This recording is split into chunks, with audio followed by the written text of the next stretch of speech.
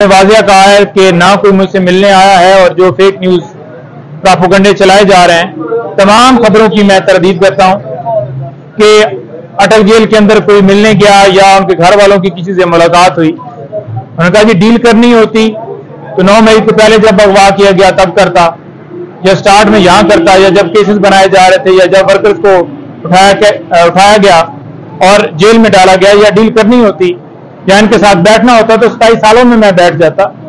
ऐसी कोई बात नहीं है, इस खबर से कोई सदाकत नहीं है।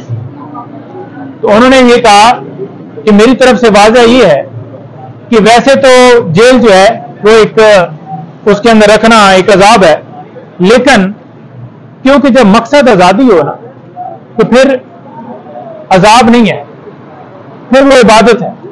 तो मैं आजादी के लिए जंग लड़ रहा हूं और इबादत समझ के जेल जो है वो मैं काट रहा हूं और काटूंगा।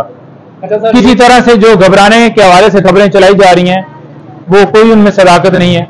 और दूसरे नंबर पर जो दूसरा पोर्शन मैंने आपको बताया था कि आए रोज उनके घर वालों पर, उनके बहनों के ऊपर कोई ना कोई FIR, कोई ना कोई इंक्वायरी खोल दी जाती है।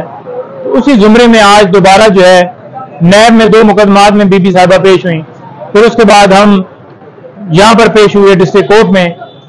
तोहफा खाना केस के रिलेटेड ही कोई जेली रसीदों का मामला बनाए हुए इन्होंने।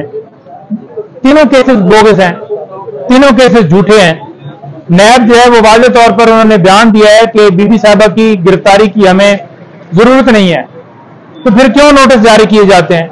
हमने प्रोटेक्शन मांगी है अदालत से कि फेयर ट्रायल जो है वो आईन पाकिस्तान देता है, और अगर उनको गिरफ्तार करना हुआ कि कल कोई ये ऐसा बदनीति दिखाते हैं और उनको गिरफ्तार करने की कोशिश करते हैं या गिरफ्तारी की तरफ जाते हैं, तो कम से कम पहले से जो है वो कोर्ट को एतमाद में लिए जाए, कोर्ट को बताया जाए, हमें पता होता कि हम एक्सेस टू जस्टिस जो है वो हासिल कर सकें। फिर यहां पर भी इसी तरह से आपको पता है कि जी फ्रांस के लिए ऑडियो भिजवाई जा रही है, ये किया जा रहा है, वो किया जा रहा है, तो उसमें भी आज डेट हो गई है। लेकिन सिर्फ और सिर्फ ये मकसद इनका ये है कि खान साहब की फैमिली को तोड़ा जाए, खान साहब को तोड़ा जाए, उनके रिश्तेदारों को तोड़ा जाए। बिल्कुल सारे डट के खड़े हुए हैं, पूरी कौम डट के खड़ी हुई है, उनके वकला डट के खड़े हुए हैं। तमाम जो इनके ओछे हथकंडे हैं वो इंशाल्लाह नाकाम होंगे। जी सर, राना सनाउल्लाह ने रात को ये कहा कि वज़ीर दाखिला कौन होता है कि मियां साहब के आने पर उनकी गिरफ्तारी करे, और ये फैसला आवाम ने करना है और आवाम एयरपोर्ट से नवाज शरीफ को उनके घर लेकर जाएगी। देखिए बात यह है कि नवाज शरीफ साहब क्योंकि अदालत से इश्तिहारी हैं और 4 साल जो है वो हो गए, उन्हें वापस नहीं आए, वो मेडिकल लीव पर 4 हफ्तों के लिए गए थे। तो जो इश्तिहारी होता है, जो जिसको अदालत ने सजा दी है और वो इस वक्त जेल में है, तो वो कैसे जो है जब जेल के अंदर है तो वो जब वापस आएगा तो अगर उसने कोर्ट तक एक्सेस हासिल करनी है, ठीक है जी, तो प्रोटेक्टिव बेल मिलती है कि आपके ऊपर कोई मुकदमा दर्ज हो और आपने उस कोर्ट तक पहुंचना हो। कोई ऐसा यहां पर नहीं है, यहां पर तो उन्हें सजा हुई है। तो जब उनको सजा हुई है और वो जेल के अंदर थे और इधर से मेडिकल लीव पर छुट्टी होकर बाहर गए तो वो जेल में आएंगे, उन्हें अरेस्ट किया जाएगा, उन्हें प्रोटेक्टिव बेल नहीं मिल सकती। और फिर इलेक्शन लड़ने के हवाले से भी मैंने कल बड़ा वाज़ेह बताया है कि सुप्रीम कोर्ट ने तशरीह कर दी है 62(1)(f) की, और उसके मुताबिक उनकी नाअहली जो है वो ताहयात है। तो जब नाअहली ताहयात है तो वो कैसे लड़ सकते हैं इलेक्शन नहीं लड़ सकते। जो सुप्रीम कोर्ट ने वाज़ेह जो है तशरीह कर दी है, और इलेक्शन एक्ट के अंदर तरमीम करके ये चाहते हैं कि फिर दोबारा उनको इक़्तिदार में लाया जाए।